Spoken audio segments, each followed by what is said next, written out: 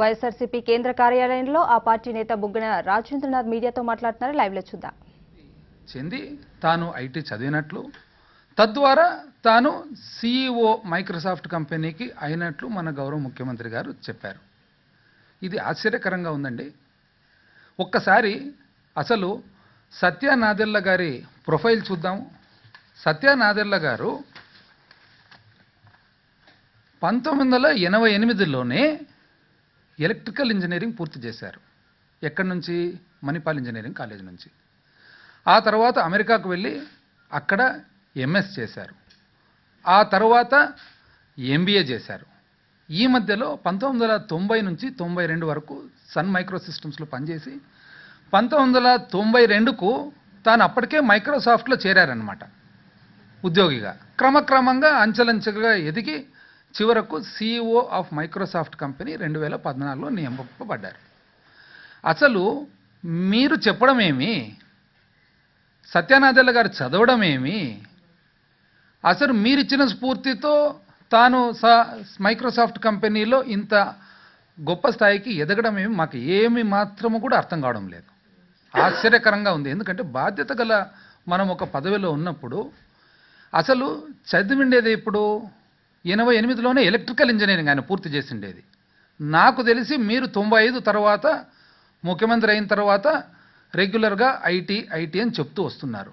92కి ఆయన already Microsoft కంపెనీలో అప్పటికే ఆయన ఉద్యోగం చేస్తూ ఉన్నాడు. అసలు ఇంజనీరింగ్ అనేది ఇవాల్వ్ ఎట్లయిందనేది కూడా ఒకసారి మీరు ఆలోచించుకోవాల్సిన అవసరం ఉంది అని. మొదట ఇంజనీరింగు, ఆ తర్వాత అది మెకానికల్గా డివైడ్ అయింది, ఆ తర్వాత ఎలక్ట్రికల్గా డివైడ్ అయింది. 1990 అక్కడి వరకు కూడా ఎలక్ట్రికల్ అండ్ ఎలక్ట్రానిక్స్గా ఉండేది. లాస్ట్ పోయిన దశాబ్దంలో మాత్రమే సపరేట్గా మరి electronics, computer sciences, information technology ఇవన్నీ కూడా డివైడ్ అవుతూ వచ్చినాయి. ఈరోజు మరి సత్యనాదెళ్ల గారు నేను ఇచ్చిన స్ఫూర్తి వల్లనే చదివారని చెప్పడము ఇది చాలా బాధాకరమైన విషయము, ఆశ్చర్యకరమైన విషయం అని చెప్పి మరి తెలియజేస్తూ ఉన్నాము. మరి ఈ ప్రకారంగా చూసినట్లయితే సత్యనాదెళ్ల గారి తండ్రి బిఎన్ యుగంధర్ గారు IAS ఆఫీసరు. ఆంధ్ర రాష్ట్రము ఈ రోజు వరకు ఇచ్చిన గొప్ప సివిల్ సర్వెంట్స్లో IAS ఆఫీసర్లు ఒకరని చెప్పి మనం అందరం కూడా తెలుగు జాతి అంతా కూడా గర్వంగా చెప్పుకోవచ్చు. ఎందుకంటే తాను బిఎన్ యుగంధర్ గారు చాలా అత్యుత్తమైన మరి సర్వీస్ ఇచ్చారు ఈ దేశానికి విత్ ఎక్స్ట్రీమ్ ఇంటెగ్రిటీ. మరి బిఎన్ యుగంధర్ గారు నా దగ్గర పనిచేశారు IAS ఆఫీసర్గా. బిఎన్ యుగంధర్ గారు ఏంది మీ దగ్గర పనిచేయడం ఏంది మాకు అర్థం కాలేదు. ఎందుకంటే 1995లో మీరు ముఖ్యమంత్రి అయ్యారు. 1986 నుంచి 88 లాస్ట్ స్టింట్ బిఎన్ యుగంధర్ గారు ఆంధ్రప్రదేశ్ రాష్ట్రంలో మరి ఇండస్ట్రీస్ అండ్ కామర్స్ సెక్రటరీగా పనిచేశారు.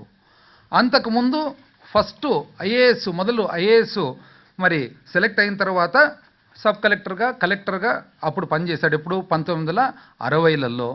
ఆ తర్వాత ఎక్కువ కూడా ఆయన కంప్లీట్ గమనించినట్లయితే 1995 నుంచి 97 వరకు ప్రధానమంత్రి గారికి సెక్రటరీగా PMOలో సెక్రటరీగా ఉన్నారు. మరి 93 నుంచి 95 వరకు మరి సెక్రటరీ రూరల్ ఏరియాస్ అండ్ ఎంప్లాయ్మెంట్కు ఉన్నారు.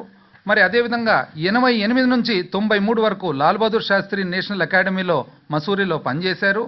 మరి అంతకుముందు 86 వరకు 81 నుంచి 5 సంవత్సరాలు దాదాపు మరి UN మిషన్లో థాయిలాండ్లో ఉన్నారు.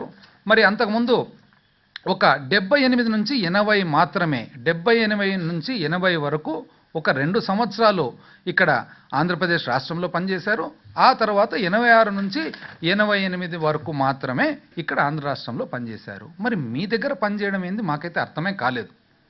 ఎందుకంటే ఈరోజు ఎక్కడో జరిగే మంచంతా కూడా అది సర్వము నేనే చేసినట్లుగా, మరి నేనే చెప్పినట్లుగా, మరి ఇవన్నీ కూడా ఫార్వర్డ్ చేసి చెప్పుకోవడము ఎంత మటుకు సబబు, ఎంత మటుకు గౌరవంగా ఉంటుందని చెప్పి మరి ఈరోజు అడగాల్సిన అవసరం ఎంతైనా ఉంది. మరి అదేవిధంగా చూసినట్లయితే ఈరోజు మన ముఖ్యమంత్రి గారు తరచూ చెప్తూ ఉంటారనమాట. ఏమని? ఐటీ అనే పదము నేనే కనిపెట్టాను, ఆంధ్ర రాష్ట్రానికే కాదు ప్రపంచానికంతా కూడా ఐటీ అనేది నేనే తెలియపరిచాను అని చెప్పి. ఈరోజు మనం గమనిద్దామండి.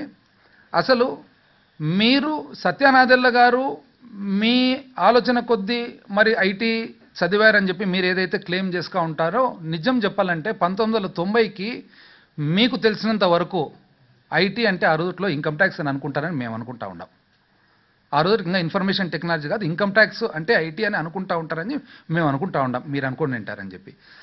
అటువంటిది ఈరోజు మనం ఒక్కసారి ఫ్యాక్ట్స్ ఆఫ్ ద కేస్ చూసినట్లయితే, ఈరోజు ఐటీ రంగం తరచూ నేనే కదా ఐటీ చూపించిండేది, నేనే ఐటీ చెప్పేది, నేనే ఐటీ తెలియపరిచినది ఏదైతే చెప్తా ఉండారో, ఈరోజు దాదాపు భారతదేశంలో 38% కాంట్రిబ్యూషన్ ఆఫ్ ఐటీ రంగం బెంగళూరు నుంచి వస్తూ ఉందండి. తమిళనాడు ఎంత వస్తుంది? 14% దాదాపు. మరి అదేవిధంగా ఢిల్లీ ఎంత వస్తూ ఉంది? దాదాపు 14%. మరి బాంబే అండ్ పూణే కలిసి ఎంత వస్తుంది? దాదాపు 16%. ఆంధ్రప్రదేశ్ వస్తూ ఉండేది ఎంతండి కాంట్రిబ్యూషను? 8%. మేము ఈరోజు అడుగుతా ఉన్నాము, అయ్యా మీరైతే చెప్తూ ఉంటారు కదా ఎప్పుడు కూడా నేనే ఐటీ రాష్ట్రానికి కాదు ప్రపంచానికి నేర్పించానని చెప్పి, మీరు ముఖ్యమంత్రి అయినప్పుడు ఆంధ్రప్రదేశ్ 3వ స్థానంలో ఉన్న మాట నిజమా కాదా? మీరు ముఖ్యమంత్రిగా 10 సంవత్సరాలు 9 సంవత్సరాలు ఉన్న తర్వాత దిగిపోయేటప్పటికి ఆంధ్ర రాష్ట్రం 3 నుంచి 5వ స్థానానికి పడిపోయిన మాట నిజమా కాదా అని చెప్పి అడుగుతా ఉన్నాం. మీరు ముఖ్యమంత్రి అయినప్పుడు మనకు బెంగళూరుకు సంబంధించి తేడా, బెంగళూరు మనకంటే కాంట్రిబ్యూషన్లో 250 కోట్లు మాత్రమే ఎక్కువలో ఉంది, నిజమా కాదా? మీరు దిగిపోయేటప్పటికి అది కాస్త 2500 కోట్లు, ఆ తేడా ఏదైతే ఉందో బెంగళూరు మనకంటే ఎక్కువ దాటిన మాట నిజమా కాదా? మరి అదేవిధంగా నిజం చెప్పాలంటే ఆంధ్రప్రదేశ్ రాష్ట్రానికి చాలా పెద్ద అడ్వాంటేజ్ ఉంది. ఎందుకు అడ్వాంటేజ్ అంటే, మనకు మన పివి నరసింహారావు గారి పుణ్యాన ఫస్ట్ సాఫ్ట్వేర్ టెక్నాలజీ పార్క్ మనకు వచ్చినది ఆంధ్ర రాష్ట్రానికి. మరి మనకు ఆంధ్ర రాష్ట్రానికి ఫస్ట్ సాఫ్ట్వేర్ పార్క్ రావడమే కాకుండా మనకి ఇంతకుముందు ఎస్టాబ్లిష్మెంట్ ఇన్ఫ్రాస్ట్రక్చర్ ఏదైతే అవసరం ఉందో అదంతా కూడా ఉంది. ఏ రూపంలో ఉంది? మనకు ఈసీఐఎల్ ఉంది, భారత్ ఎలక్ట్రానిక్స్ ఉంది, మరి ముఖ్యంగా సిఎంసి. ఇది ఆల్మోస్ట్ మనకు ఈ కంప్యూటర్ రంగానికి ఒక ఫౌండేషన్ పిల్లర్స్ మాదిరి ఉండేటివి హైదరాబాద్లో ఉన్నాయి.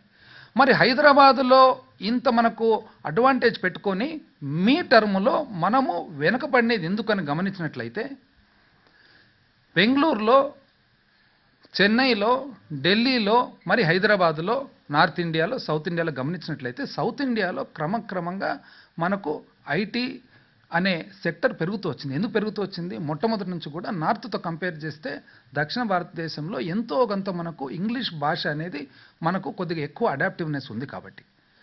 దానితో పాటు మనకిక్కడ ఇంజనీరింగ్ కాలేజెస్ ఎక్కువ ఉండడము, చాలామంది పిల్లలు ఇంజనీరింగ్ చదవడము, ఆ తర్వాత మనకి ఎప్పుడు ఈ Y2K ప్రాబ్లం ఇవన్నీ వచ్చిందో అప్పుడు చాలా ఎక్కువ మంది ఈ రంగంలోకి ఆ డిమాండ్ కొద్ది పోవడం, ఇవి సహజ కారణాలు.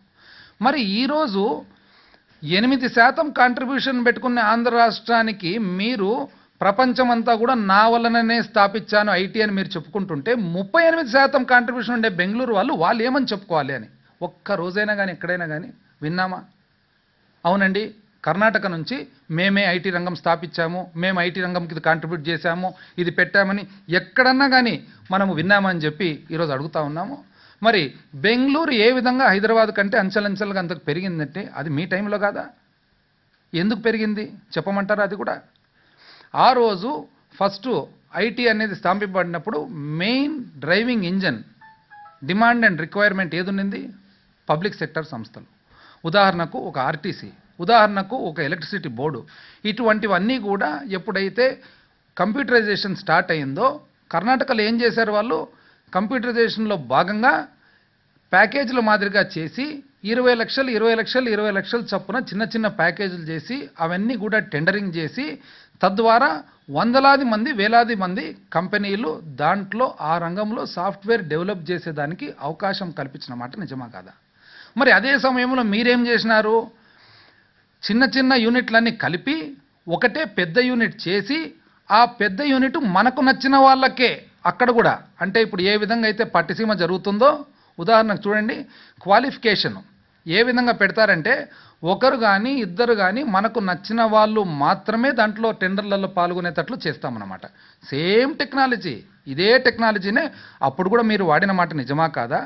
ఒక పక్క కర్ణాటకలో బెంగళూరులో ₹1 కోటి, ఉదాహరణకు కర్ణాటక ఎలక్ట్రిసిటీ బోర్డుకు ఒకవేళ ₹1 కోటి పని ఉంటే వాళ్ళు ఏం చేశారు? ₹1 కోటి పనిని 20 లక్షలు 20 లక్షల మాదిరిగా 5 ప్యాకేజీలు చేసి తద్వారా 5 కంపెనీలు ఆ సాఫ్ట్వేర్ డెవలప్మెంట్ చేసేదానికి అవకాశం కల్పించినారు. మీరేం చేసినారు? ₹1 కోటి ఇంకొక 5 కోట్లతో కలిపి మొత్తం 5 కోట్లను ఒకటే కంపెనీకి వచ్చేటట్లు చేసినారు. అందుకని అదే పని అక్కడ ₹1 కోటి పని 5 మంది స్థాపించినారు, 5 కంపెనీలు, ఇక్కడ 5 కోట్ల పనిని ఒక్కరు చేసినారు. ఇది నిజమా కాదా? మీ టైంలో జరిగిందా లేదా?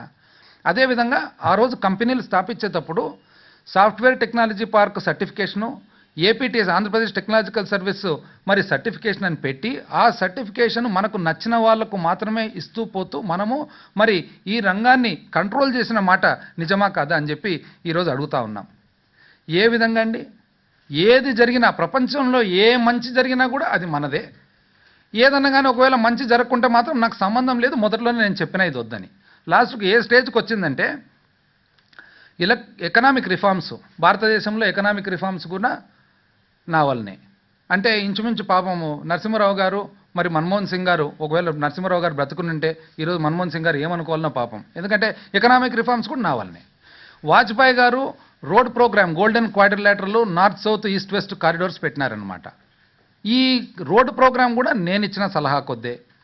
ఇన్ఫర్మేషన్ టెక్నాలజీ ఇంకా అది సర్వం మన ఓనర్షిప్ కదా, అది మామూలే. ఎక్కడైనా పల్లెటూర్లకు పోయి అడిగితే అసలు ఇన్ఫర్మేషన్ టెక్నాలజీ కాదు, కంప్యూటరే మనం కనిపెట్టినామనేటట్లు ఆడ నమ్మించగలిగినారు మీరు. ఇది చేసేది కాక ఈరోజు నరేంద్ర మోడీ గారు వాటర్ హార్వెస్టింగ్, ఇంకుడు గుంతలంటే అది మనదే ప్రోగ్రాము. క్లీన్ అండ్ గ్రీన్ అంటే అది మనదే ప్రోగ్రాము. ఓనింగ్ అనమాట. లాస్ట్కు వైజాగ్లో మామూలుగా ప్రతి ఇన్ని సంవత్సరాలకు ఒకసారి నేవల్ ఫ్లీట్ మామూలుగా ఒక ఎక్సర్సైజ్ చేసి గౌరవ రాష్ట్రపతి గారు, because he's the head of the armed service కాబట్టి గౌరవ రాష్ట్రపతి గారిని పిలిచి రివ్యూ చేస్తారనమాట. అంటే ఒకసారి ఈస్టర్న్ ఫ్లీటు, ఓసారి సదర్న్ ఫ్లీటు, ఓసారి నార్దర్న్ ఫ్లీటు. రొటీన్గా జరిగే పని కూడా నా వలనే వైజాగ్లో జరిగింది అని చెప్పుకుంటారు. ఇంకా ఎక్కడికండి దీనికి మేము మాట్లాడాలా, ఏం చెప్పాలా అని కూడా మాకైతే నిజంగా ఆశ్చర్యకరంగా ఉంది. పోనీ మీరు చెప్పుకుంటున్నారు కదా, అంటే సత్యనాదెల్ల గారు నా వల్లనే అయినారు, మరి నా ఆలోచన కొద్దే చేసినారు. వాజ్పేయి గారు నా వల్లనే రోడ్లు వేసినారు. నరేంద్ర మోడీ గారు ఇంకుడు గుంతలు, క్లీన్ అండ్ గ్రీన్ నా వల్లనే పెట్టినారు. ఇన్ని మీరు చెప్పుకుంటున్నారే, ఒక్క చోటైనా కానీ ఎవరైతే ఇప్పుడు మీరు చెప్పినారో వాళ్ళు ఒక్క చోటన్నా మరి మీ గురించి చెప్పినారా? ఎక్కడే కానీ ఒక్క దాఖలా ఉంది అంటే అవును చంద్రబాబు నాయుడు గారు మాకు ఈ మంచి సలహా, ఈ సూచన ఇచ్చినారు కాబట్టి ఇవన్నీ చేస్తున్నారు లేదే. ఎంతసేపు వన్ వే ట్రాఫిక్ మాదిరి మనం చెప్పుకోవడమే తప్ప మరి అటుపక్క నుంచి అయితే మాకు తెలిసి ఎక్కడే కానీ ఇదే లేదు. చివరకు ఏ స్థాయి కంటే పాపం పెద్ద మనిషి జేహెచ్ పటేల్ అనేసి కర్ణాటక రాష్ట్ర ముఖ్యమంత్రి ఉండేవాళ్ళనమాట. ఆయన చాలా అరిస్టోక్రాటిక్ ఫ్యామిలీ నుంచి వచ్చిన ఆయన, చాలా నిజాయితీపరుడు, అయితే చాలా మరి సాఫ్ట్ స్పోకన్ అండ్ అదేవిధంగా చాలా లిబరల్ మైండెడ్ పర్సన్ అనమాట.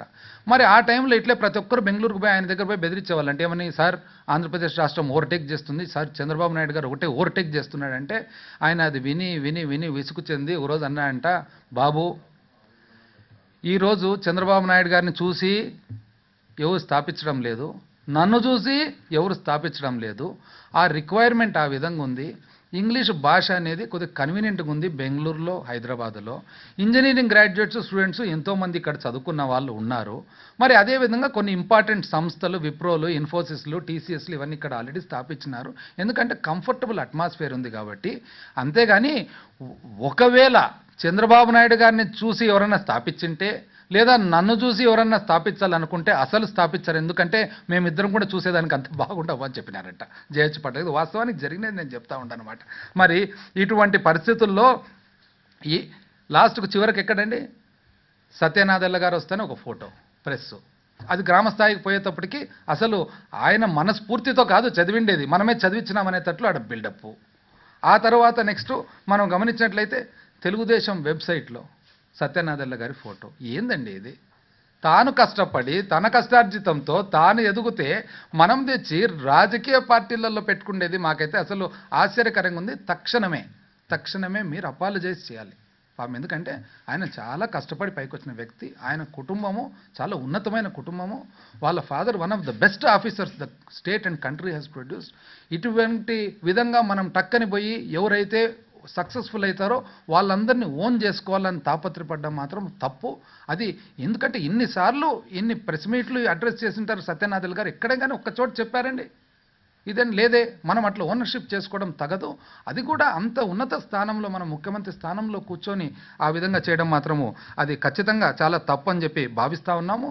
మరి ఆ స్టేట్మెంట్లో నేను స్ఫూర్తి ఇచ్చినందుకు ఆయన, లేదంటే ఏదో ఒక ఐఏఎస్ చదివేవాళ్ళు అంటే చులకన అండి ఐఏఎస్ అంటే.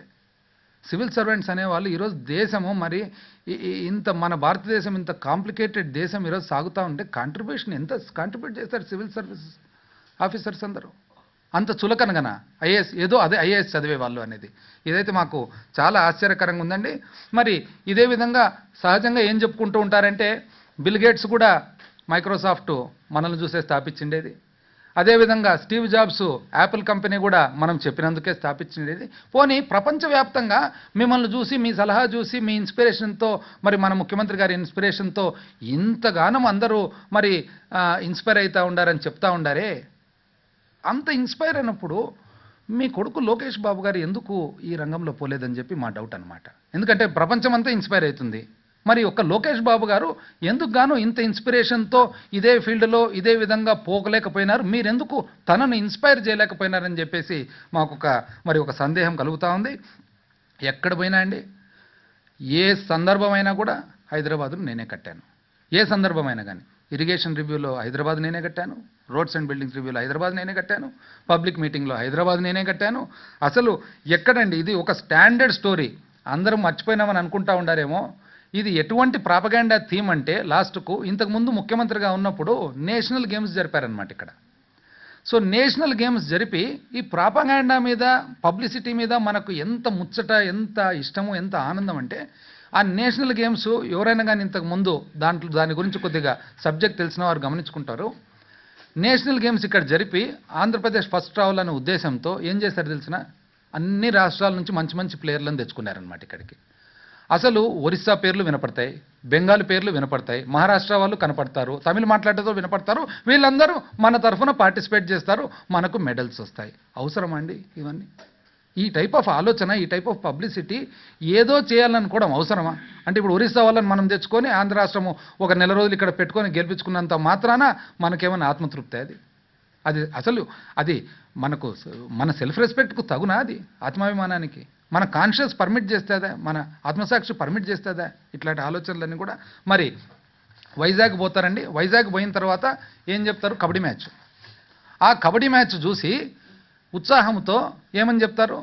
నేను త్వరలోనే ఒలింపిక్స్ తెచ్చేస్తుండా అమరావతికి.